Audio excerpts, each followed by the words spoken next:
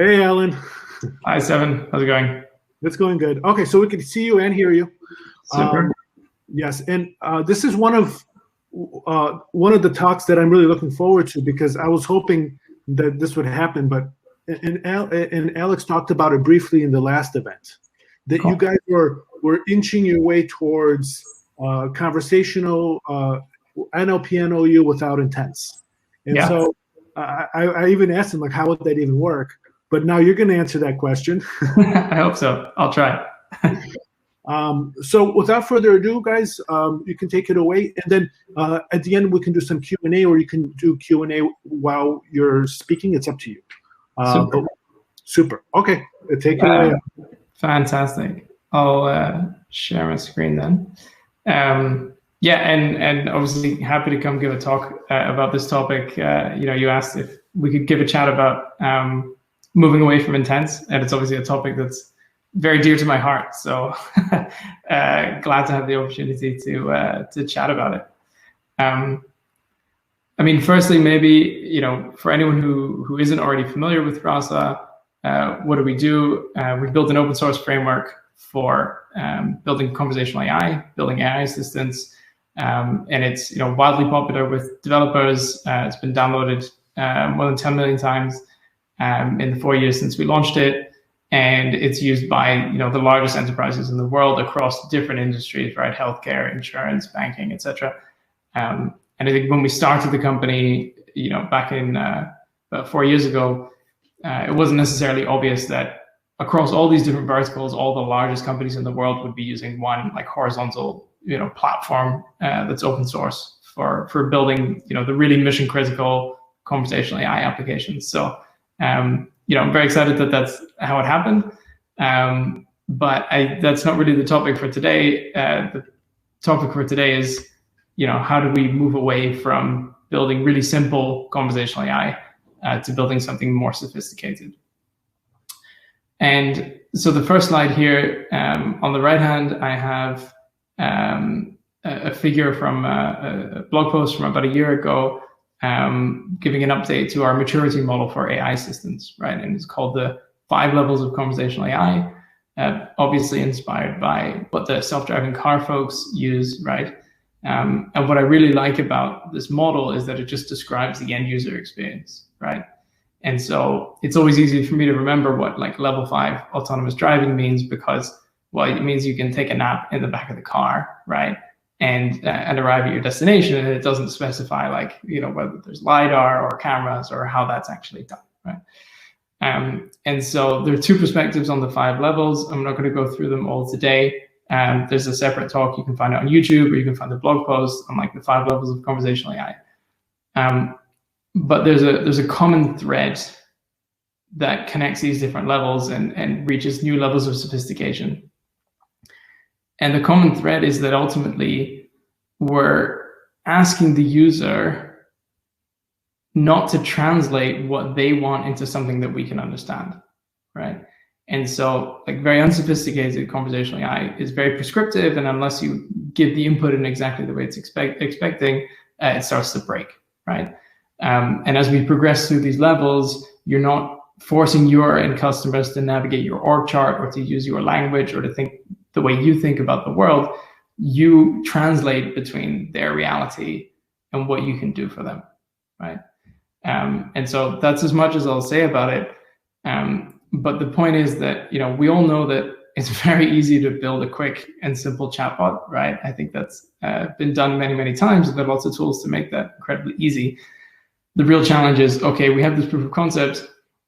How do we make this thing really good, right? And the devil is in the details and all the edge cases. And that's kind of what leads us to thinking about intents as something that we maybe don't want to live with forever. So visually, this is maybe a way to think about it, is that it's impossible to anticipate everything that your users are going to say when you build an AI assistant, right? If you give people a free text field, they will surprise you, and there's no getting around that, right? And so the worst thing you can do is go off into the mountains for 3 months and build out a bunch of conversation paths that you think people might do, but that never actually happen in the real world. And that's always what happens if you don't have contact with real users, right? So you cannot possibly anticipate what's inside this big purple bubble. And the only way you can do it is by experiencing it and having users talk to it. And so the trick is really, how do we create as much overlap as possible between the things that your AI assistant can do and can handle and can talk about and can understand, and the things that your users are saying, right? Because that's kind of fixed and that's impossible to predict, so you just have to adapt. And so you need a process for listening to your users and using those insights to improve your AI assistant, right? To say, okay, look, these are all the things that users are saying. How do I make sure that I understand them, accommodate their way of talking about things, and deal with all the complexity of their personal situations? And so that's a process that we call conversation-driven development, right?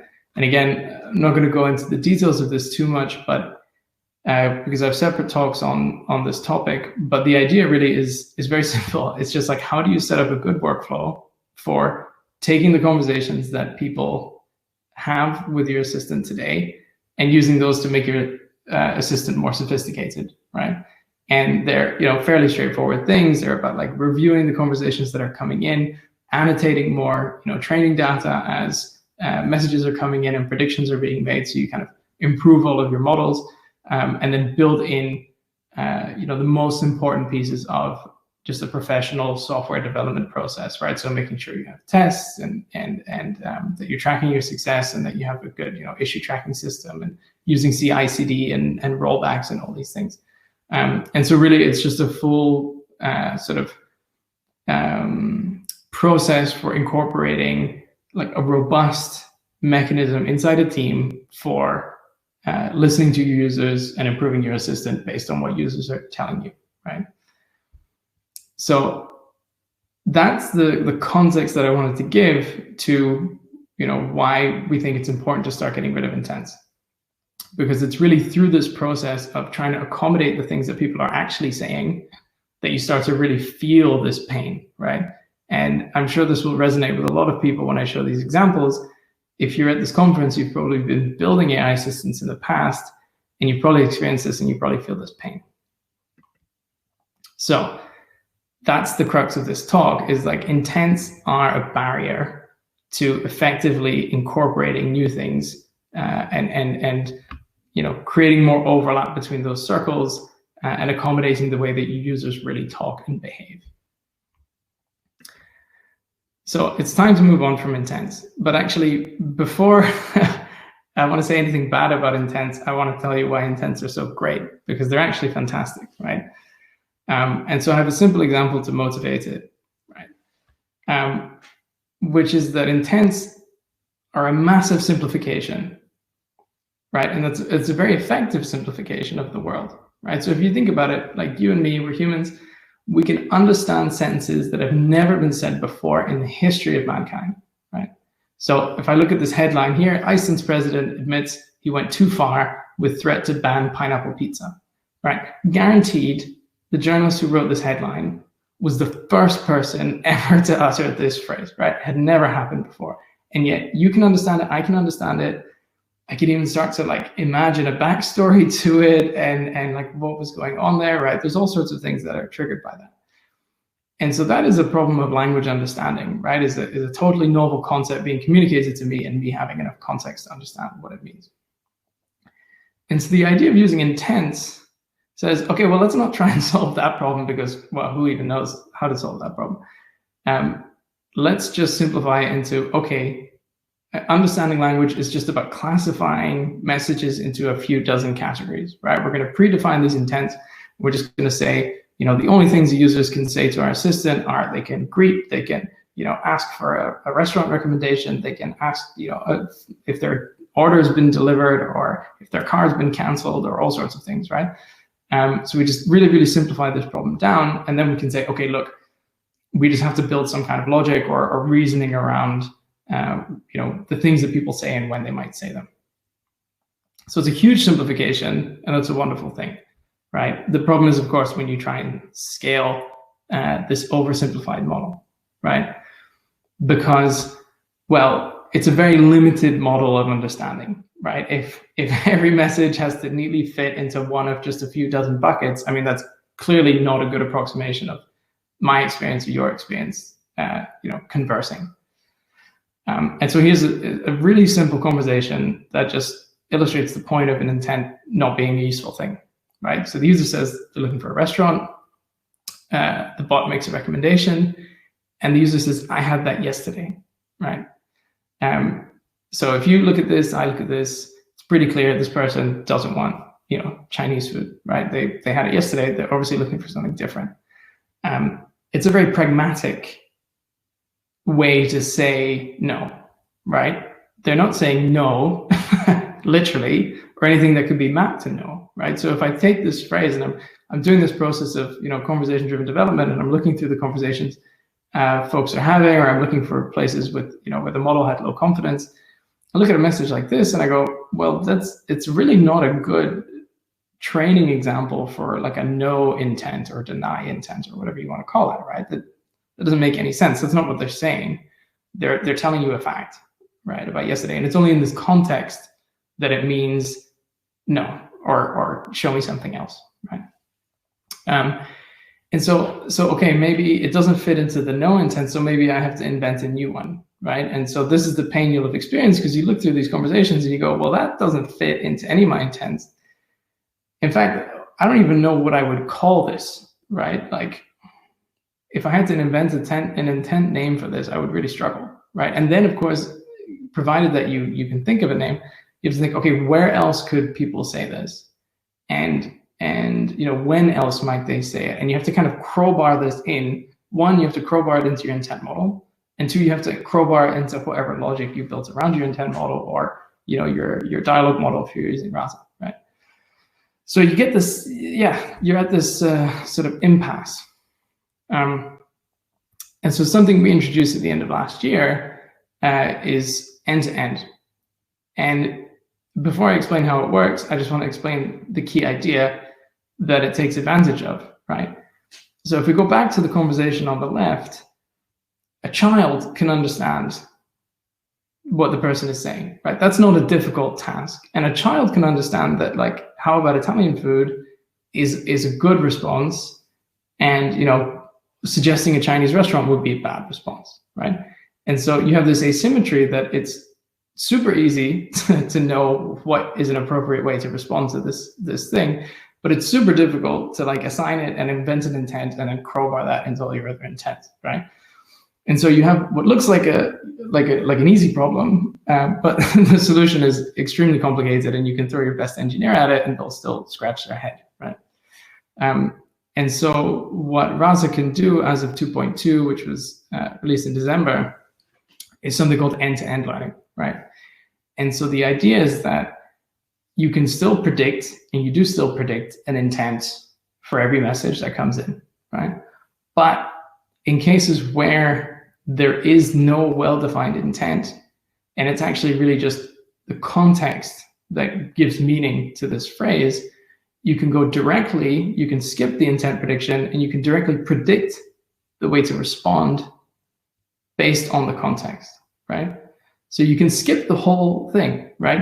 You can just ignore the intent. You can say, well, look, the NLU model is predicting an intent here, but actually, based on this context, the dialogue model knows better, right? The dialogue model can understand what this thing means given the context, and by understand what it means, all I'm saying is that it knows how to respond, right?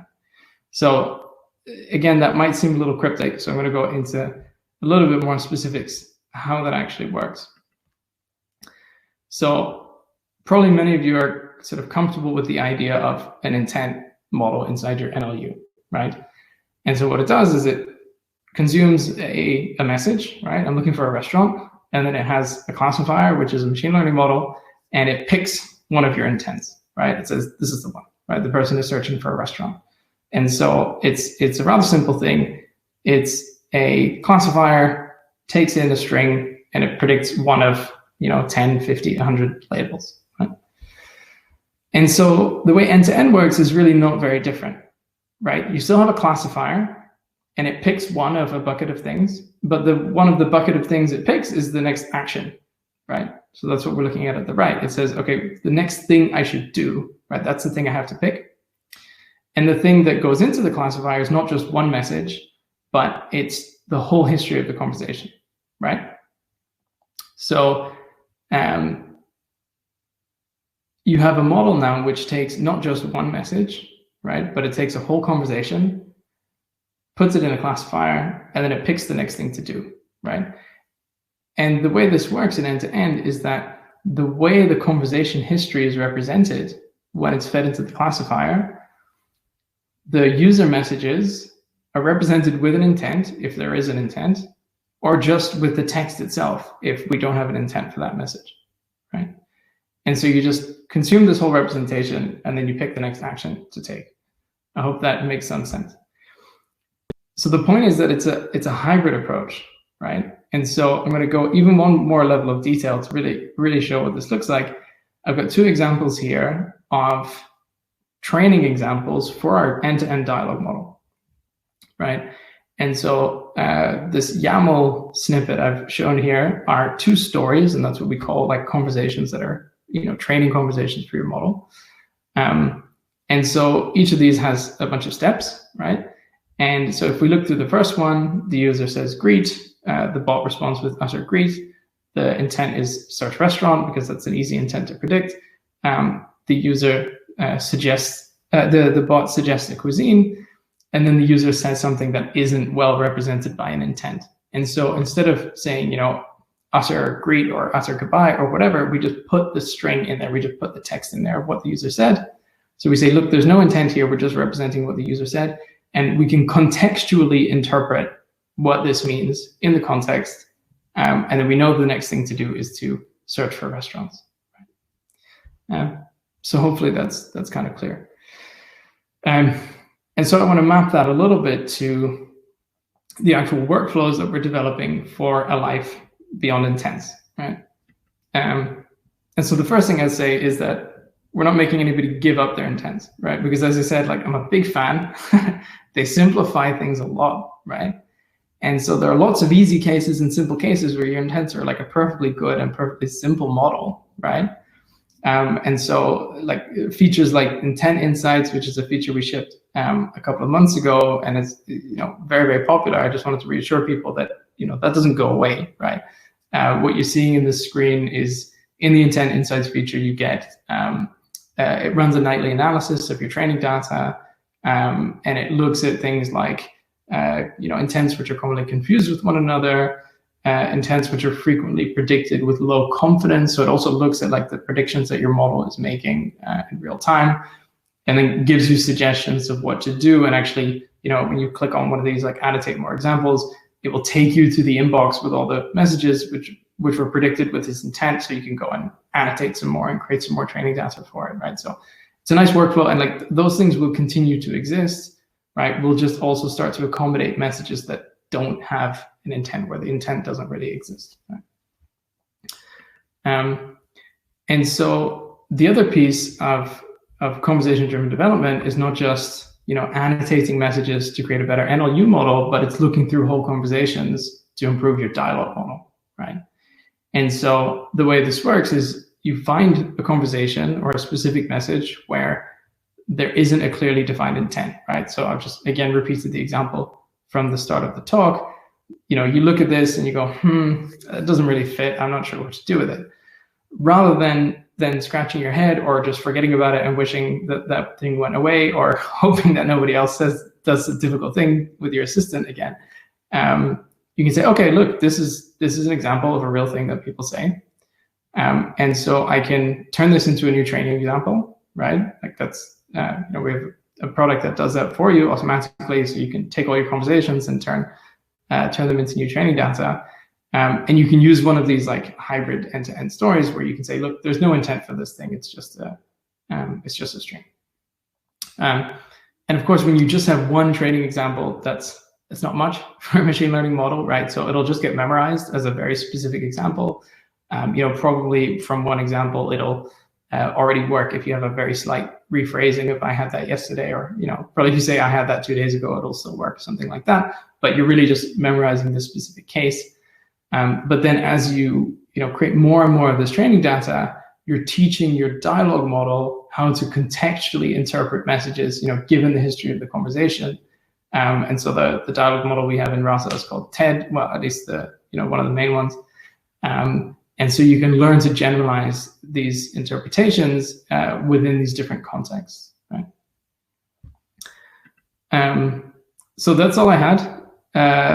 Hopefully I didn't go through it all too quickly. If you think this is all nonsense, then just shoot me an email. I'd love to hear from you. Otherwise, we'll have time for questions in here. If you just post them in the chat, I'll happily take them.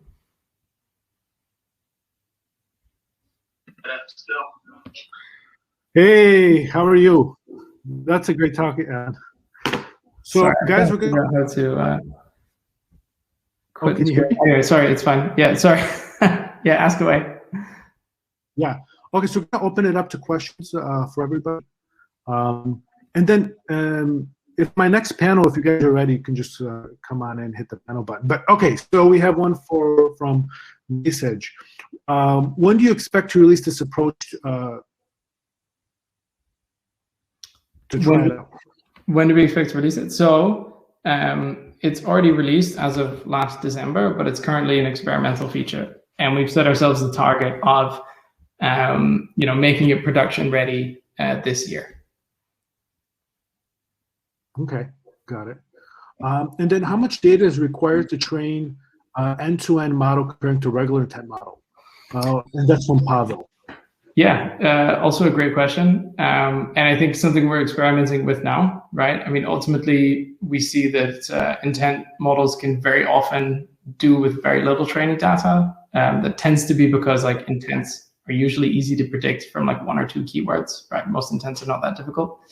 So I think in those cases that will translate well to the dialogue model, that you just really need a couple of examples. But of course, in the cases where you have more subtlety in the language, you'll need a bit more training data, right? But I think that's part of our criteria for saying this thing is production ready is knowing and being able to give good guidance on questions like that, right? So bit of a hand wavy answer, but that's also why it's not a production feature yet. Got it. And is this approach? Would you claim? Let's see.